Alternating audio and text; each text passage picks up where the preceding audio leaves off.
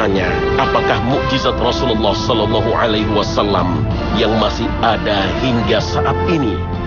Maka hanya ada satu jawaban, yaitu Al-Quran. Kitab yang menjadi petunjuk kehidupan yang nyata, membicarakan kehidupan tidak hanya masa kini, di alam dunia, ketika kaki masih menapak di bumi. Al-Quran memandu hidup manusia dalam 5 fase alam, mulai dari alam ruh, rahim, dunia, kubur, hingga akhirat.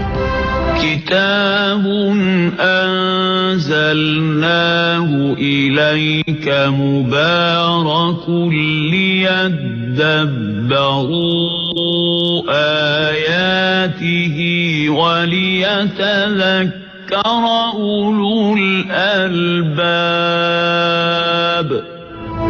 Apa yang diwahyukan kepadamu ini, wahai Rasul, adalah sebuah kitab yang penuh keberkahan, yang kami turunkan kepadamu, agar kalian merenungkan ayat-ayatnya, dan mengamalkan kandungannya, dan menjadi petunjuknya, hingga orang-orang yang memiliki akal yang lurus, dapat merenungkan apa yang Allah bebankan kepada mereka.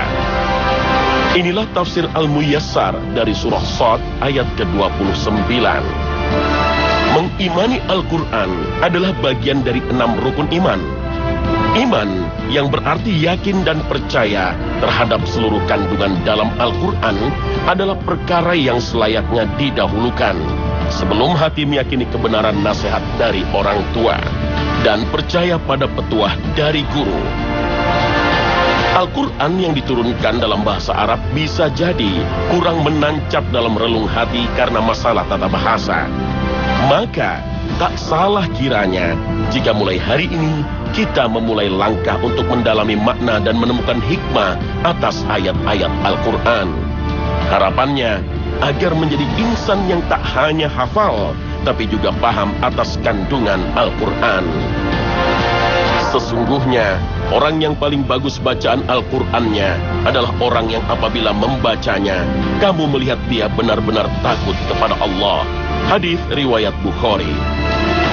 Pemirsa, beberapa saudara muslim kita seakan mampu mengamalkan hadis Rasulullah Sallallahu Alaihi Wasallam ini. Setidaknya kita bisa melihatnya saat mereka meneteskan air mata ketika lantunan ayat suci dibacakan pada saat sholat.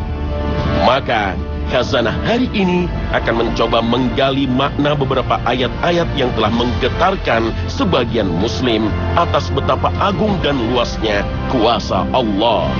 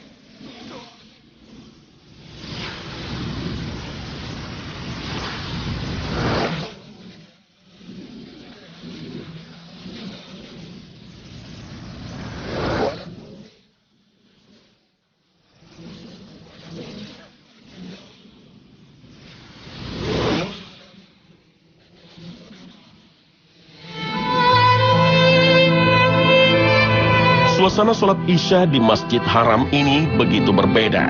Saat imam masjid membaca surat Fussilat dengan khusyuk, suasana semakin haru ketika ayat 30 hingga 32 dibacakan. Sang imam masjid tak kuasa menahan haru. Apa sebenarnya kandungan ayat yang begitu mengharukan imam masjid dan membuat suasana begitu syahdu? Pemirsa Khazanah, marilah kita mengupasnya. Sesungguhnya orang yang berkata, Tuhan kami hanyalah Allah, tidak ada sekutu baginya. Kemudian mereka beristiqamah di atas syariatnya, sehingga para malaikat turun kepada mereka saat kematian tiba dan berkata kepada mereka, janganlah kamu takut terhadap kematian dan kejadian yang sesudahnya. Jangan pula bersedih atas urusan-urusan dunia yang kalian tinggalkan. Berbahagialah dengan surga yang dijanjikan kepada kalian.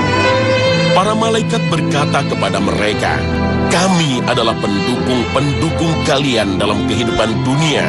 Kami meluruskan langkah kalian dengan perintah Allah. Demikian pula di akhirat, kami tetap bersama kalian. Di dalam surga, kalian mendapatkan apa-apa yang diinginkan jiwa kalian dari apa yang kalian pilih. Mata kalian tenang kepadanya. Apapun yang kalian minta, kalian akan mendapatkannya di depan mata kalian sebagai karunia dan kenikmatan untuk kalian dari Allah yang Maha Pengampun terhadap dosa-dosa kalian dan Maha Penyayang kepada kalian. Surah Fussilat ayat ke-30 hingga 32 menjelaskan mengenai seruan Allah kepada hambanya untuk tidak merasa takut ketika masa sakaratul maut. Dalam surah ini, Allah menyeru kepada para hambanya yang akan memasuki alam akhirat untuk bergembira. Allah, Rabb yang berasma Al-Ghafur, Ar-Rahim, Tuhan yang Maha Pengampun lagi Maha Penyayang, sejatinya menjanjikan surga kepada semua hambanya. Kegembiraan manusia ketika ajal telah tiba, dilandasi oleh sebuah sikap istiqomah dalam menjalankan syariat-syariat Allah selama di dunia. Jaminan surga atas orang hamba yang istiqomah juga difirmankan Allah dalam surah Al-Ahqaf ayat ke-13 hingga 14. Sesungguhnya orang-orang yang mengatakan Tuhan kami ialah Allah, kemudian mereka tetap istiqamah, maka tidak ada kekhawatiran terhadap mereka, dan mereka tiada pula berduka cita. Mereka itulah penghuni-penghuni surga. Mereka kekal di dalamnya sebagai balasan atas apa yang telah mereka kerjakan. Perkara istiqomah menjaga keimanan bahwa tiada ilah yang berhak disembah selain Allah adalah salah satu dasar mengapa seorang hamba layak menghuni surga. Maka, berbicara mengenai kegembiraan setelah kematian, ternyata berawal dari keyakinan dan keberanian yang tampak dari perilaku duniawi. Dan keimanan pada Allah berpangkal dari kalimat La ilaha illallah. Tapi, seiring dengan mendekatnya masa akhir zaman, fitnah-fitnah duniawi semakin tumbuh dan bermunculan. Salah satu bentuk nyatanya adalah rongrongan riba dalam sendi-sendi kehidupan. Orang zaman sekarang hampir tak ada yang lepas dari jeratan hutang. Dan bunga atas kredit rumah, mobil, hingga biaya sekolah adalah pengeluaran rutin. Penghasilan manusia modern adalah pendapatannya setelah dipotong cicilan dan angsuran pinjaman. Perlahan namun pasti, sistem riba membuat sistem sosial menjadi rapuh. Orang dengan mudahnya berselisih paham hanya karena masalah pinjaman. Dan orang dipaksa bekerja membabi buta hanya agar punya cukup biaya untuk melunasi cicilan kendaraannya. Riba adalah musuh terbesar umat manusia. Tidak hanya karena siksa duniawi karena beban untuk melunasinya, tapi yang lebih parah adalah tergadainya surga kita karena melanggar perintah Allah dalam surah Ali Imran ayat ke-130. Hai orang-orang yang beriman, janganlah kamu memakan riba dengan berlipat ganda, dan bertakwalah kamu kepada Allah supaya kamu mendapat keberuntungan. Penggadaian surga sejatinya juga bisa dirasakan oleh pasangan rumah tangga. Derasnya fitnah dunia amat terasa ketika bersentuhan dengan pola pengasuhan anak. Entah mengapa, dunia semakin modern, pergaulan dan pertumbuhan anak remaja semakin mengkhawatirkan. Tantangan mendidik anak sehingga menjadi soleh, sehingga mendoakan kita ketika kita sudah berada di alam kubur, seperti sabda Rasulullah SAW, adalah sebuah tantangan. Apabila anak Adam meninggal dunia, maka terputuslah segala amal kebaikannya kecuali 3 macam amal. harta yang diwakafkan, ilmu yang bermanfaat, dan anak yang soleh yang selalu mendoakan orang tuanya. Hadis riwayat Muslim. Dan bisa jadi kenakalan anak adalah sumber petaka dan penyebab kegagalan meraih predikat sebagai penghuni jannah. Sesuai dengan peringatan Allah dalam surah At-Tahrim ayat ke-6.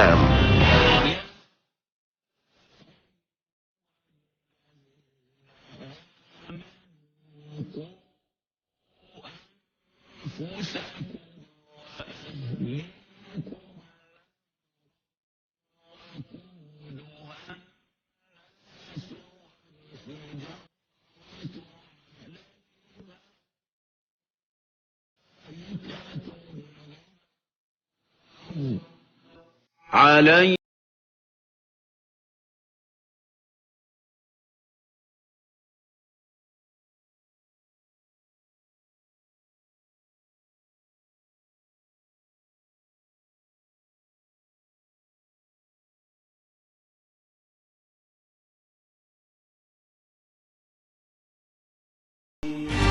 Ketika seorang yang memahami isi surah Fussilat ayat ke-30 hingga 32 menangis dalam solatnya, mungkin mereka mulai merasa godaan dunia begitu besar, sehingga mengancam kebahagiaan di masa akhirat.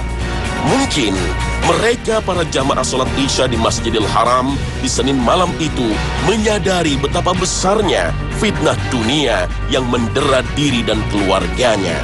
Wallahu a'lam bis-shawab. Tapi tangisan itu seharusnya tak menjatuhkan semangat untuk memperbaiki diri. Karena di akhir ayat sebelum ruku, Allah telah menyifati dirinya sebagai Rabb yang Maha Pengampun lagi Maha Penyayang. أسمع بهم وأبصر يوم يأتوننا لكن الظالمون اليوم في ضلال مبين أسمع بهم وأبصر يوم يأتوننا لكن الظالمون اليوم في ضلال مبين وأنذرهم يوم الحسرة إذ قضي الأمر وهم في غفلة وأنذرهم يوم الحسرة إذ قضي الأمر وهم في غفلة وهم لا يؤمنون إنا نحن نرث الأرض ومن عليها وإلينا يرجعون. Saat melantunkan surah Maryam ayat ke-38 hingga 40, suasana haru kembali menyelimuti suasana Masjid Haram. Imam masjid tak kuasa menahan tangis. Betapa dahsyatnya ayat-ayat yang dibacakan hingga mampu menggetarkan jiwa pembacanya. Ayat-ayat ini menjelaskan betapa tajamnya pendengaran dan penglihatan mereka pada hari kiamat. Hari ketika mereka datang kepada Allah. Ketika hal itu tidak bermanfaat bagi mereka. Tetapi orang-orang yang zalim pada hari itu di dunia ini berada dalam kesesatan yang nyata dari kebenaran. Berilah peringatan wahai Rasul kepada manusia tentang hari penyesalan, yaitu ketika semua urusan diputuskan dan kematian didatangkan, seakan-akan kambing berwarna sangat putih yang kemudian disembelih, lalu diputuskanlah urusan di antara makhluk. Orang-orang yang beriman masuk ke dalam surga, sedangkan orang-orang yang kafir masuk ke dalam neraka. Mereka berada di dunia dalam keadaan lalai terhadap apa yang diperingatkan terhadap mereka, dan mereka tidak melakukan amal soleh. Sesungguhnya kamilah yang mewarisi bumi dan semua yang ada di atasnya setelah kebinasaan mereka. Sedangkan kami tetap kekal sesudah kebinasaan mereka dan hukum kami tetap berlaku pada mereka. Kepada kamilah tempat kembali mereka, lalu kami membalas mereka atas perbuatan mereka.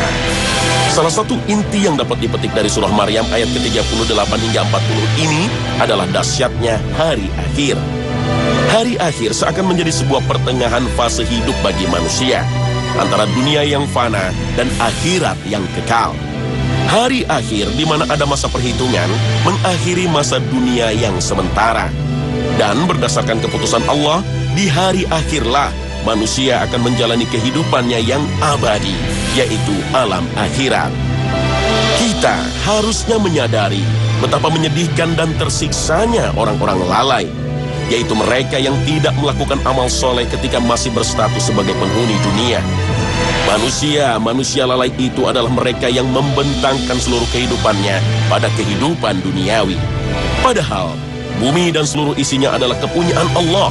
Namun orang-orang yang lalai serasa memiliki kuasa penuh dan merasa menguasai bumi karena kepemilikan harta dan tahta. Tapi, alangkah beruntungnya kita, umat Islam yang bersyahadat, La ilaha illallah Muhammadar Rasulullah. Kita, umat yang bersaksi atas keesaan Allah dan membenarkan bahwa Nabi Muhammad adalah Rasul utusan Allah, telah diberikan peringatan dalam surah Maryam ke-38. Rasulullah SAW diutus untuk memberi peringatan akan hari penyesalan. Inilah bentuk rahmat Allah kepada umat Nabi Muhammad. Peringatan ini seakan menjadi sebuah pagar pengaman di tepian jurang. Allah Subhanahu wa Ta'ala dengan segala kuasanya akan membagi manusia kepada dua golongan di masa hari pembalasan. Insan-insan yang beriman akan masuk dan terjamin menjadi penghuni surga. Sedangkan yang kafir niscaya akan merasakan dahsyatnya siksa neraka. Tapi sekali lagi, sebelum pembagian itu terjadi, Allah mengutus makhluk ciptaannya, manusia yang terpuji akhlaknya, Nabi Muhammad SAW, untuk memberikan penjelasan dan pengajaran. Rasulullah SAW diutus hanya untuk mensalehkan akhlak, karena seorang yang soleh akhlaknya inilah yang nantinya dimudahkan menuju surga. Sesungguhnya aku diutus untuk mensalehkan akhlak. Hadits riwayat Bukhari. Dan panduan menjadi seorang yang soleh seperti yang diteladankan oleh Rasulullah terdapat dalam Al-Quran. Aisyah ketika ditanya tentang akhlak Rasulullah, beliau menjawab, akhlaknya adalah Al-Quran. Hadits riwayat Muslim. Semakin jelaslah betapa beruntungnya kita yang menjadikan Al-Quran sebagai pedoman. Kepercayaan kita terhadap Al-Quran membuat semangat beramar ma'ruf menjadi berlipat karena janji surgawi. Dan keyakinan terhadap Al-Quran juga meningkatkan penjagaan diri dari perbuatan yang mungkar yang pasti akan mendapatkan balasan. Keimanan pada Al-Quran sejatinya membawa kita pada sikap beriman kepada datangnya hari akhir.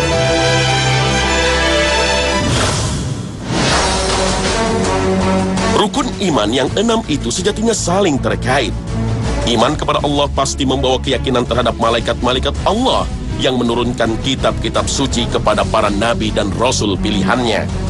Dan salah satu tugas utama para utusan Allah sesuai dengan risalah kenabiannya adalah menanamkan iman terhadap datangnya hari kiamat atau hari akhir. Kedatangan hari akhir ini rupanya mulai dimaknai oleh manusia dengan keterbatasan nalarnya sebagai munculnya maha bencana. Setidaknya itulah yang coba digambarkan manusia ketika mereka mencoba memvisualisasikan kiamat dalam dunia sinema. Dan cara Hollywood menggambarkan datangnya hari akhir adalah frase "This is the end of the world" yang diucapkan oleh pemimpin dunia bergelar Presiden Amerika Serikat. Hantaman asteroid dalam Armageddon dan Deep Impact, banjir besar dalam 2012, atau bekunya permukaan bumi seperti yang disajikan oleh The Day After Tomorrow, seakan mempermainkan kita pada sebuah keyakinan bahwa sedahsyat apapun bencana, tetap ada manusia penyelamat. Mereka seolah menantang kita untuk meramalkan bagaimana hari akhir itu akan terjadi.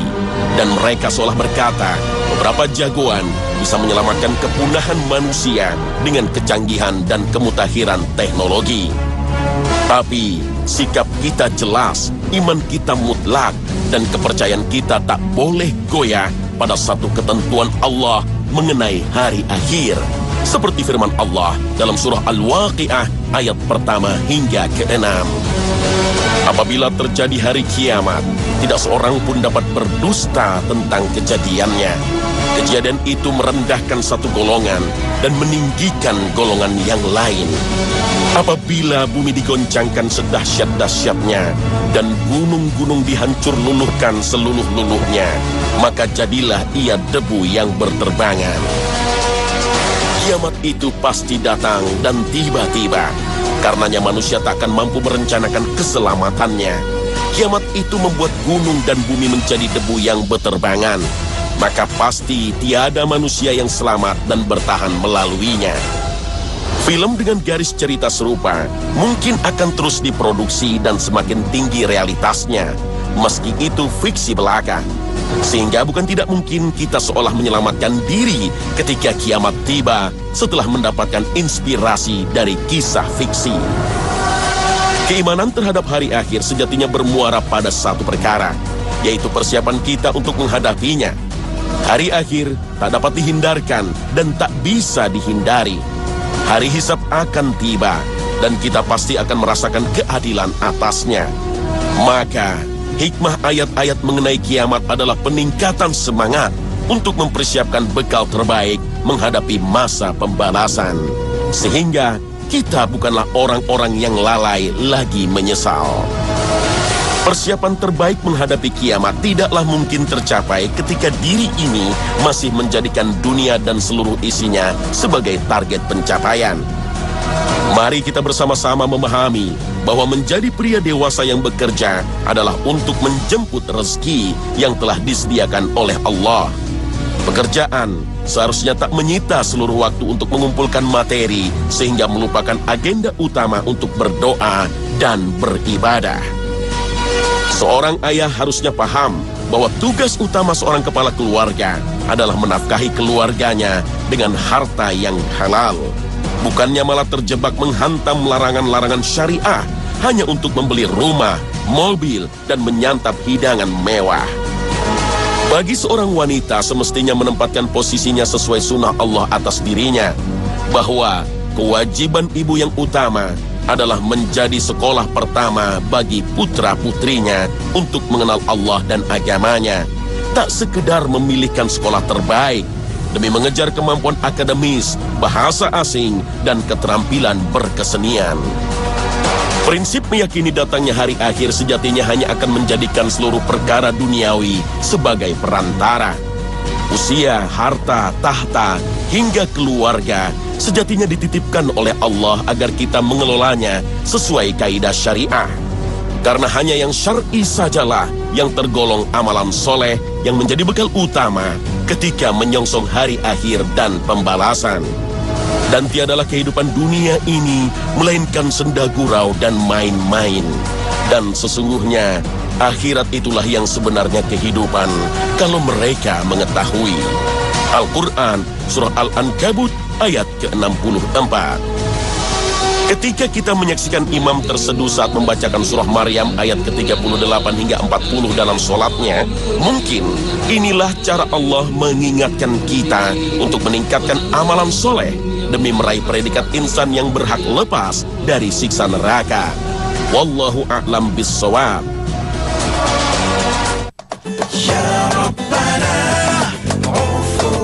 Nah pemirsa, inilah akhir kebersamaan kita. Semoga tayangan kami hari ini mampu melengkapi wawasan Islami Anda, sehingga jalan kehidupan kita sesuai dengan tuntunan Allah dan Rasul-Nya. Akhir kata, wassalamualaikum warahmatullahi wabarakatuh.